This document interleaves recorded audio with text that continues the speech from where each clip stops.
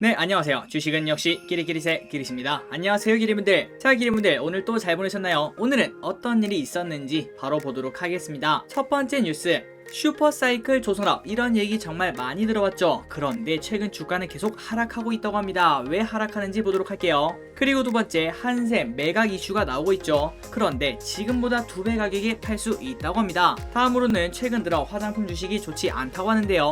그런데 얘는 계속 상승하고 있다고 하네요. 한번 어떤 종목이고 그리고 오르는 이유가 무엇인지 보도록 하고, 마지막으로 오늘 갑자기 올해는 무더위가 될 수도 있다, 그런 기사가 나왔습니다. 그것 때문에 무더위 관련주가 쭉쭉 오르기 시작했는데요. 자, 과연 올해 여름은 얼마나 더울지 그리고 어떤 주식이 올랐는지 보도록 하겠습니다. 매일매일 주린이를 위한 경제 뉴스 10분 정리. 오늘은 2021년 7월 14일 진짜 수요일입니다. 어제 올려드린 뉴스 시간에서 제가 수요일이라고 적어놨죠. 그래서 혼란을 느끼신 기리분들이 계셨으리라 생각됩니다. 그런데 어제는 가짜 수요일 그리고 오늘은 진짜 수요일이라는 걸 알려드리도록 할게요. 같이 공부하시죠. Let's get it! 자, 들어가기 앞서 좋아요를 누르시면 저 기리세계에 매우 큰 힘이 됩니다. 정말 감사합니다. 첫 번째 뉴스. 중국, 일본 제쳤다. 고가 선박 수주 싹쓸이. 그런데 주가는 왜 비실비실할까? 그건 바로 우리가 하고 싶은 말인 것 같은데요. 한번 내용을 보도록 할게요. 5월까지만 해도 조선사들의 주가는 일제히 고공행진하는 모습을 보였다. 그리고 그 이유 중 하나는 수주 가뭄에 시달려온 한국 조선업계가 지난 1분기 2008년 이후 13년 만에 최대 규모의 수주 기록을 달성했다는 소식이 전해지면서 투자 심리가 되살아난 것이다. 이에 일부 업체는 1분기 실적 발표 후 진행한 컨퍼런스 콜에서 조선업이 슈퍼사이클 초입에 들어서고 있다고 언급하기도 했다고 하는군요. 그런데 아직까지는 슈퍼사이클을 논하기에는 시기상조라는 등 기대가 너무 컸다는 시각이 모이며 조선주 주가는 5월 고점을 기록한 이후 지속적으로 하락 중이라고 합니다. 이런 식으로 주가가 힘을 못 쓰는 이유가 무엇인가? 주가가 힘을 못 쓰는 이유는 수주 업황이 바로 실적에 반영되지 않는 조선업의 특성 때문이라는 평이 많다고 하는데요. 아마도 많은 기리분들이 진짜 큰 배를 직접 본 적은 없으실 거라고 생각합니다. 물론 저 길이 또 실제로 본 적은 없는데요. 하지만 봤던 사람들 말에 의하면 진짜 크다고 합니다. 그래서 한 조선업을 다루는 애널리스트는 이렇게 말했습니다. 실제로 조선사에 가서 배를 만드는 걸 직접 본다면은 이 조선주를 살 수밖에 없는 엄청난 위용을 자랑한다고 해요. 자, 그 정도로 크다고 하니까 만드는데 당연히 오래 걸리겠죠. 조선업은 선박 발주부터 건조, 인도까지 2년에서 3년이 걸려 대금이 지급된다고 합니다. 그러니까 한 번에 일시불로 지급이 되는 게 아니라는 거죠. 그래서 이러한 이유로 인해 당장 올해 실적은 최근 수주처럼 그리 밝지 않을 수 있다고 하네요. 그 이유는 바로 지금 들어오는 돈은 한 2년에서 3년 전 그때의 수주 실적이 올해 실적으로 반영되기 때문이라고 합니다. 그런데 이런 와중에 이게 문제라고 합니다. 여기에 선박 건조 비용의 20%를 차지하는 후판 가격이 오르는 등 원가 부담 이슈가 불거지고 있다는 점도 주가 상승을 제한하고 있다고 하는데요. 조선사들은 통상 상반기와 하반기 중 한 번씩 철강사들이랑 협상해 후판 공급가를 결정한다고 합니다. 그런데 최근 철광석 가격이 엄청나게 뛰면서 상반기만 해도 톤당 72만원이었는데 이번에는 후판이 100만원을 넘어설 것으로 전망된다고 하는군요. 실제로 포스코는 올해 하반기 국내 조선 빅3에 공급하는 후판 가격을 톤당 115만원을 달라고 했다고 합니다. 이는 상반기 공급가보다 무려 60%가량 인상된 수준이라고 합니다. 그래서 KB증권에서는 물론 최종적인 공급 가격은 조선사들이랑 철강사들 간의 협상을 통해 결정되기 때문에 아직까지 확정적인 것은 아니라며, 하지만 철강사들의 이런 가격 인상 요구가 철광석 등 철강 원재료 가격 인상에서 비롯된 것을 감안하면 100만원대 가격의 현실화 가능성은 매우 높은 것으로 판단된다고 합니다. 그리고 또한 후판만 오르고 있는 게 아니라 국제 유가 상승으로 인한 도료 등 원유를 베이스로 한 원재료 가격도 상승하고 있다고 하네요. 그러니까 지금 슈퍼사이클이라는 말이 나오는 것처럼 수주는 엄청나게 많아지고 있는데 실제로 돈이 들어오는 것은 한 2년 뒤라고 볼 수 있고, 그런데 그 와중에 원재료 가격이 계속 올라가고 있으니까 수익성이 나빠진다는 그런 걱정이 생긴다고 볼 수 있겠네요. 그래서 이러한 이유 때문에 이런 식으로 현재 주가가 지지부진한 모습을 보여주고 있다고 합니다. 그 전까지만 하더라도 이렇게 쭉 올라오는 그런 모습을 보여줬지만 지금 현재는 쉬어가는 흐름을 보여주고 있네요. 그러나 또 달리 생각해본다면은 결국은 그 돈이 다 들어오는 거 아니야, 이런 생각도 해볼 수 있을 것 같습니다. 그렇다면은 주가가 빠지면 빠질수록 기회가 될 수 있는 확률도 높아진다고 볼 수 있겠죠. 어쨌든 삼성전자도 그렇고 현대차도 그렇고 그리고 조선업도 지금 현재 지지부진한 모습을 보여주고 있는데 앞으로는 전부 다 쭉쭉 올라줬으면 좋겠습니다.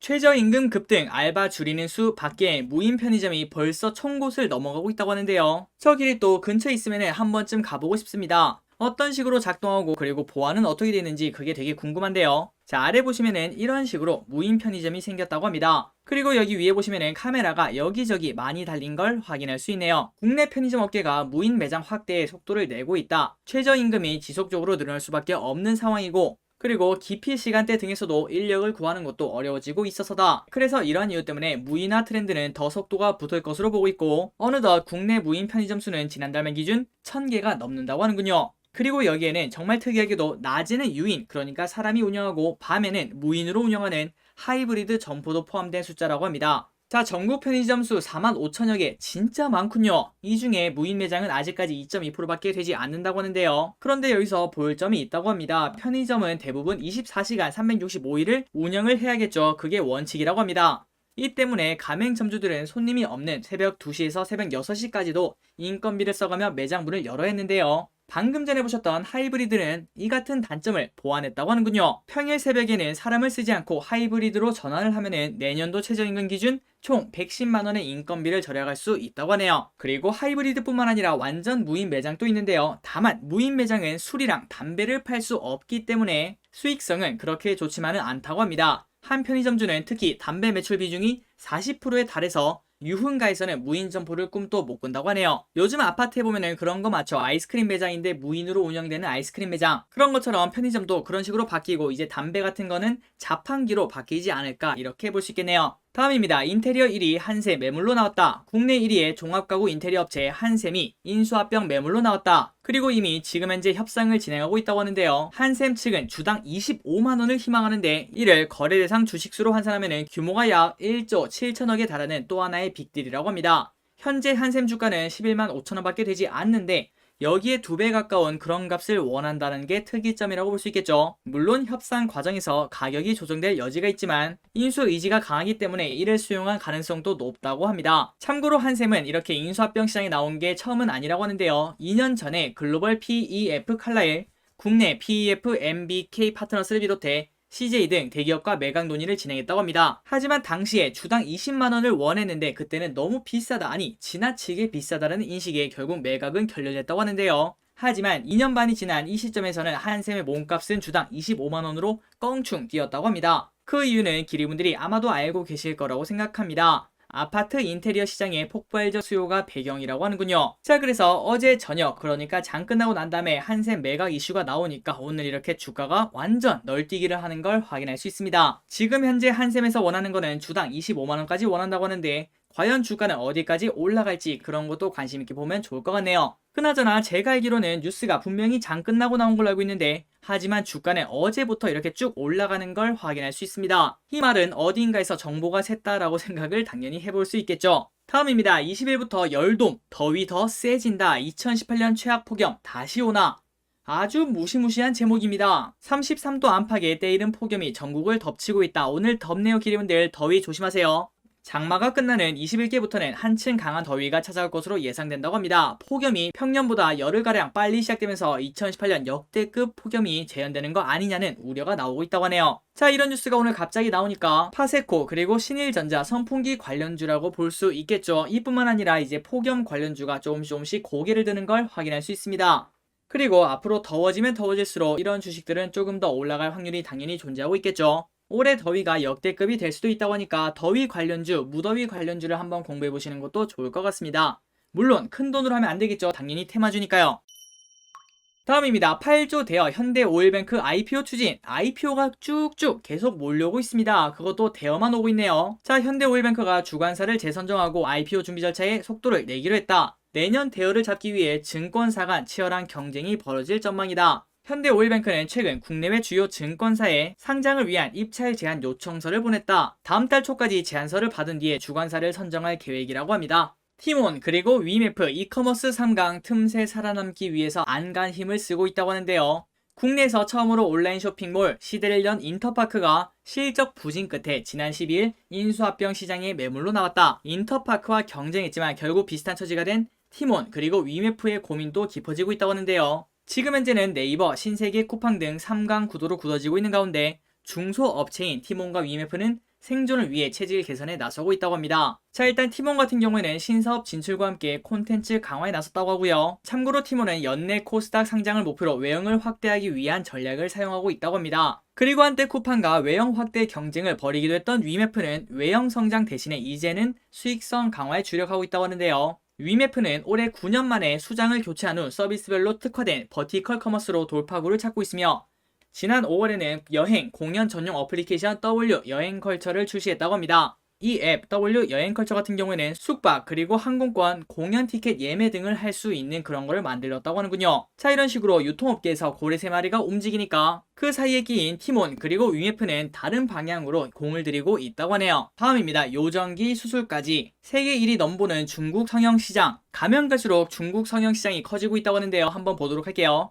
BBC에 따르면 중국에서는 최근 껑메이라는 앱이 인기를 끌고 있다고 하는데요. 음식 배달 서비스 앱처럼 특정 성형외과에서 이런 수술을 받은 환자들이 후기를 공유하는 앱이라고 하는데요. 2013년에는 100만 명이던 이용자가 올해는 3,600만 명으로 늘어났다고 합니다. 그리고 이 중 절반 이상이 20대 이상이라고 하는군요. 그리고 또 다른 성형수술 후기 플랫폼인 소영 같은 경우에는 월별 활성 이용자 수가 2018년 140만 명에서 올해는 840만 명으로 엄청나게 뛰었다고 합니다. 그래서 BBC는 중국이 미국 다음으로 성형 시장이 가장 큰 나라라고 분석했는데요. 한 보고서에 따르면 중국의 의료 미용 시장 규모는 2019년 1,769억 위안, 그러니까 약 31조 원으로 연간 28.7%씩 성장하고 있다고 합니다. 세계 평균으로는 8.2%로 어마어마하게 성장하고 있는데 중국은 그 어마어마한 것보다 3배 이상 더 높은 수치를 나타내고 있다고 하네요. 다음입니다. 화장품주 힘을 못 쓰는데 코스맥스는 펄펄. 13일 아모레퍼시픽은 0.6% 상승한 24만원의 거래를 마쳤다. 수년째 지지부진하던 주가는 지난 1분기 어닝 서프라이즈를 기록하며 올해 상반기 40% 넘게 올랐는데요.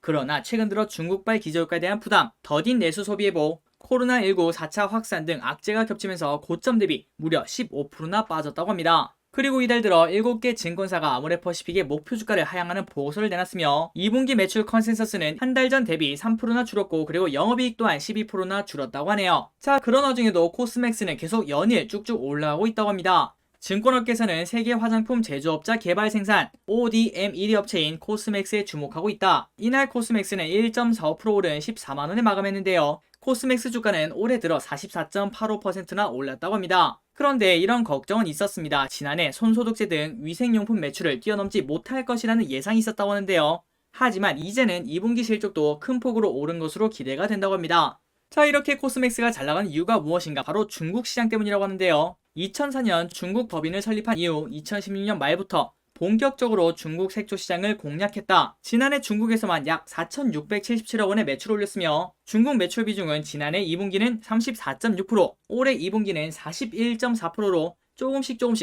많이 늘어나고 있다고 하네요.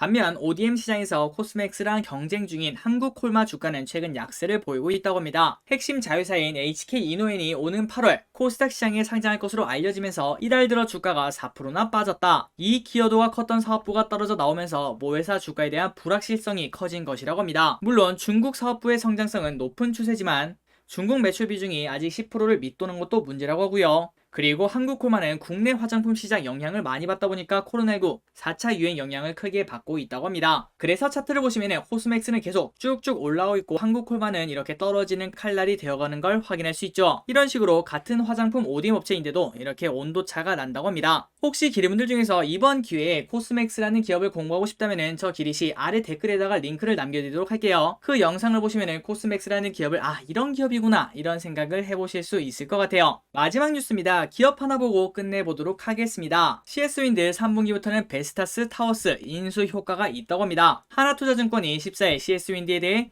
베스타스 타워스 아메리카 인수 효과가 3분기부터 반영돼 실적 상향이 기대된다고 평가했다. 투자 의견 매수 그리고 목표 주가 무려 11만 3천 원을 유지했다고 하는군요. 자, 2분기 매출액은 전년 동기 대비 21.5%나 증가하고 그리고 영업이익은 23.4%나 증가한다고 하는군요. 그리고 영업이익률 또한 10.2%를 기록할 것으로 추정한다고 합니다. 이어 본격적인 계절적 성수기에 진입한 가운데 꾸준한 타워 수요 증가에 힘입어 두 자릿수의 매출 증가세를 이어나간 것으로 파악된다며 영업이익은 베어링 부분 실적 부진과 후판 가격 상승에도 불구하고 규모의 경제 달성에 따른 공정 효율성 제고가 견조한 성장을 이끈 것으로 추정한다고 합니다. 그리고 3분기에는 미국 동부 해상풍력 타워 공장 신규 투자, 유럽 내 해상풍력 업체 지분 인수 및 아시아 내 하부 구조물 공장 투자는 향후 장기적인 실적 상향을 견인할 전망이라며 외부 환경이 우호적인 데다가 적극적인 투자도 계획하고 있어 충분한 매력도를 지닌 투자처라고 판단한다고 하네요. 자, 목표 주가는 11만 7천 원인데 아직까지 주가도 8만 700원 밖에 되지 않습니다. 최근 들어서 많이 빠졌죠. 그렇다면 목표가까지 간다고 봤을 때 40% 정도의 수익을 예상할 수 있을 것 같습니다.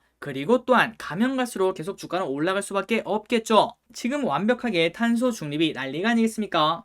그리고 가면 갈수록 탄소 중립 얘기는 더 크게 다가올 거라고 생각을 해볼 수 있을 것 같습니다. 그렇다면 그 중심에 있는 풍력에 관련된 기업은 당연히 포트폴리오에 하나 정도는 있어야겠죠. 키리분들 이번 기회에 몇 년 이상 투자할 만한 계획을 한번 공부를 해보시기 바랍니다. 자, 오늘 또 경제뉴스가 이렇게 끝났습니다. 오늘 또 같이 공부해서 진심으로 감사드리고 벌써 수요일이 끝났네요. 이제 목요일 금요일 이틀만 일하면은 또 주말 아니겠습니까? 조금만 더 힘내시기 바랍니다. 지금까지 같이 공부해서 진심으로 감사합니다. 길이셨습니다. 빠이요.